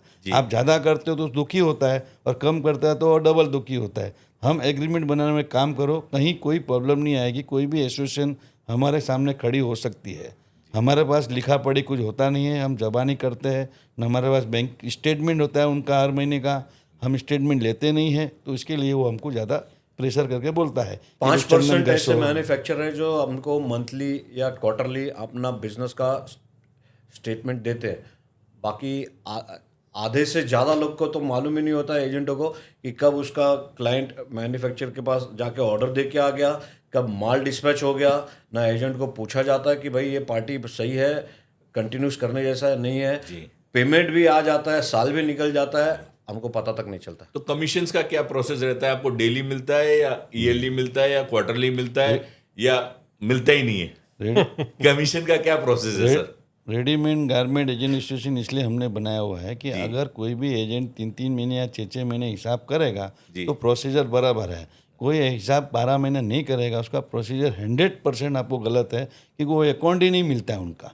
आप किसी मैन्युफैक्चर को जाके बोलो हर 15 तारीख को या 5 तारीख को लेजर दो, 98% तो लेजर देते ही नहीं है, 2% ही देते हैं। और रही बात हर 3 महीने कमीशन की, हमको उनको अगर बिल देने की बराबर सिस्टम से देंगे तो देंगे, हम सिस्टम से चल ही नहीं रहे तो वो भी अपने को घस रहे हैं बराबर। जिस दिन हमारे सिस्टम को फॉलोअप हो गया तो कोई मैन्युफैक्चर हमको घस नहीं सकता, हमारे सिस्टम को बराबर फॉलोअप करेगा। इसमें एजेंट की खुद की तकलीफ है। हाँ, आज क्या होता है सर, 10% ही एजेंट हैं बाजार में जो ऑर्गेनाइज हैं, जी जिनके पास हर चीज़ है भाई, सोर्सेज भी हैं, आपका खुद का ऑफिस है, खुद का स्टाफ है, आपने एक सॉफ्टवेयर लिया हुआ है, डे टू डे आप मैन्युफैक्चरर को और ग्राहक को जी दोनों को फॉलो अप कर रहे हैं। ठीक बात है। आज क्या होता है, आप उसको हर 4 दिन में कॉल करना है। अभी क्या हो रहा है, मैन्युफैक्चर को भी बहुत सी चीज़ें अच्छी नहीं लगती है, अच्छा। जबकि सिस्टम ये होना चाहिए कि भाई मंथ का जो फर्स्ट वीक आता है, जी आपको ब्रोकर को अपना स्टेटमेंट भेज देने का, उनके जितने क्लाइंट है उसका लेजर भेज दो, जी भाई साहब ये आउटस्टैंडिंग है, तो वो ब्रोकर का भी डाटा आ जाता है उनके पास, वो ठीक अपने बात है। कस्टमर को फॉलो करते हैं। तो श्रीपाल जी का कहना क्या है कि आज जयेश भाई का कहना है कि सपोज एक कस्टमर आज मान्यवर करके जो क्लाइंट है, जी आज उनके समझो इंडिया में 200 स्टोर है, ठीक है। आज से 10-15 साल पहले वो एक बहुत छोटा सा मैन्युफैक्चर था, ठीक बात है। जो कलकत्ता से अपना बेस चालू किया। जब वो साउथ में पहली बार, मैंने उस मैन्युफैक्चर को देखा मेरी आंखों से कि वो किसी डिस्ट्रीब्यूटर के थ्रू या कोई साउथ के ब्रोकर के पास फर्स्ट टाइम कोचिन में इंट्रोड्यूस हुए कि साहब हम कुर्ता पजामा मेंस का बनाते हैं। कलकत्ता में बनाते हैं और हमको साउथ में मार्केटिंग करना है। तो वो जो कॉन्सेप्ट लेके आए, जी उन्होंने साउथ में 2-3 स्टोर में दिखाया। तो उन्होंने बोला कि भाई अगर आपको साउथ में धंधा करना है जी तो यहाँ के कलर कॉम्बिनेशन अलग होते हैं, यहाँ का कॉन्सेप्ट अलग है। तो आज जो भी ब्रांड होते हैं उनका एक कॉन्सेप्ट हर एक स्टेट के लिए अलग होता है। सही बात है। साउथ का एक कलर कॉम्बिनेशन अलग है, जी आज बॉम्बे में जो है बॉम्बे का कलर कॉम्बिनेशन अलग है, नॉर्थ में कुछ अलग बिकता है। तो मान्यवर की जो शुरुआत हुई, आज उन्होंने फिर खुद के आउटलेट चालू कर दिए, फ्रेंचाइज चालू कर दिया। तो आज मान्यवर जो लेवल पे काम कर रहा है, अगर समझो किसी ब्रोकर को मान्यवर के साथ जुड़ना है तो उसको तो मैन्युफैक्चर से सर कॉन्ट्रैक्ट करके ही काम करना है ना। आज मान्यवर का वॉल्यूम आज क्या होगा, कोई भी ब्रांड के साथ जुड़ना है हाँ, तो तो अपना आज कॉन्ट्रैक्ट लेके ही आज करना पड़ेगा। ब्रोकर मैन्युफैक्चर के पास मान्यवर को लेके जा रहा है तो जी। उसको कॉन्ट्रैक्ट करके ही काम करना है, जी जी जी क्योंकि वो कोई लैक्स में काम नहीं होता है।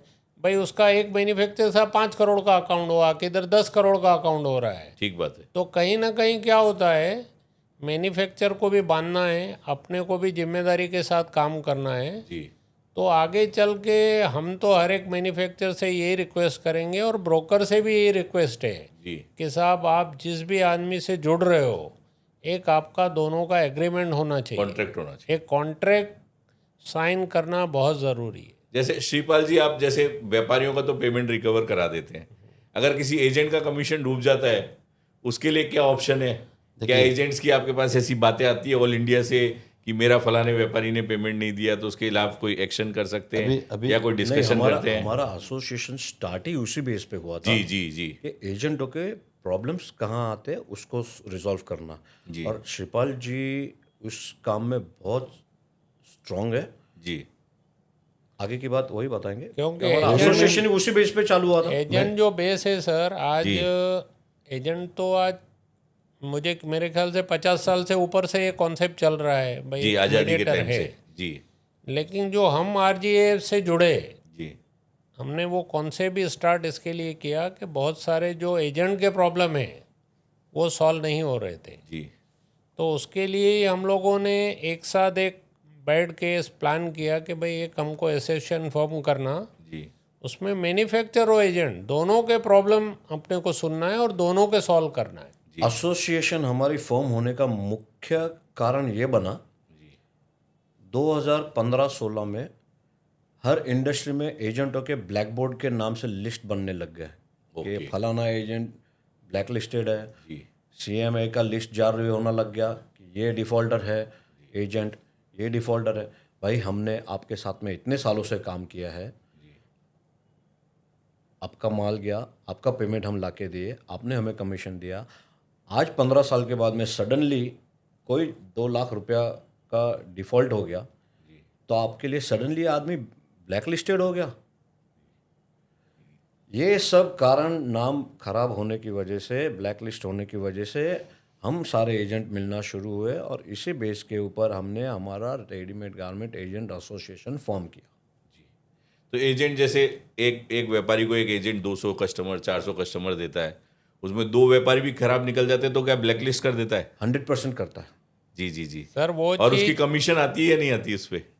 फिर वो डिस्प्यूट पे चले गया वो मैटर। आज क्या हो गया, उस चीज़ के लिए हम सीएमआई से भी लड़े। जी फिर सीएमआई को भी ऐसा गवर्नमेंट में कोई रूल नहीं है, गवर्नमेंट कोई किसी को आप ब्लैक लिस्ट कर ही नहीं सकते हैं। जी फिर सीएमआई को पता चल गया कि भाई हम किसी को ब्लैक लिस्ट नहीं करते हैं। अभी वो ब्लैक लिस्ट कुछ ऐसा लिखते वर्ड नहीं नहीं है। लिखते। अभी डिफॉल्टर्स लिखते हैं। हाँ, पहले तो क्या हो गया था कि जो कॉन्सेप्ट आ गया, हर एक इंडस्ट्री के बाहर एक बोर्ड लगता था जी और वहाँ ब्रोकर का और कस्टमर का दोनों नाम लिखते थे। फिर धीरे धीरे हम उसकी चीज़ पे फाइट किए। वो आज मेरे ख्याल से, मेरे हिसाब से बंद हो गया वो ब्लैक कोई लिस्ट भी लिखना बंद इंडस्ट्री हो में गया। वो सब बोर्ड हर हट गए। इंडस्ट्री के ऊपर से हमने बोर्ड हटवा दिया। क्योंकि एसोसिएशन उनको ने पता चल गया कि भाई ये जो चीज़ है, ये अगर सामने वाला कहीं भी कोई गवर्नमेंट में इस चीज़ को लेके जाएगा, जी। कोई लिख ही नहीं सकता है सर, कोई लॉ ही नहीं है इसका। तो एजेंट्स के लिए भी कोई लॉ नहीं बना हुआ, जैसे आज उनका पैसा मर जाता है तो वो व्यापारी से पैसा निकलवा नहीं पाते क्योंकि बिलिंग उनके नाम से नहीं है। तो शिवपाल जी, आपको क्या लगता है कि इसमें एजेंट्स को कैसे सिक्योर रहना चाहिए अपने आप को? कॉन्ट्रैक्ट एजेंट को सिक्योर लेने के लिए दो ही रास्ते हैं। जी। एक तो है कि आपको मैन्युफैक्चर से कांटेक्ट करना है, प्लस अभी जो स्थिति है उससे ये है कि भाई हम लोग को ये ध्यान रखना पड़ेगा उसके घर की दुकान है कि नहीं है, घर का फ्लैट है कि नहीं है। थोड़ी पूरी इंक्वायरी करने के बाद ही उसको माल दिया जाए, वो हमारी पूरी रिक्वेस्ट है। सबसे और पहले रेडीमेड उसकी गारमेंट- नीति देखनी चाहिए, उसका नियत बाजार में बैकग्राउंड, लास्ट उसका क्या पास्ट रिकॉर्ड है, वो देख करके काम रेडीमेड गारमेंट एसोसिएशन बनने का कारण दो ही रीजन है। सब एजेंट हो, आज भी आपके माध्यम से हम रिक्वेस्ट कर रहे हैं कि आप मेंबर बनो।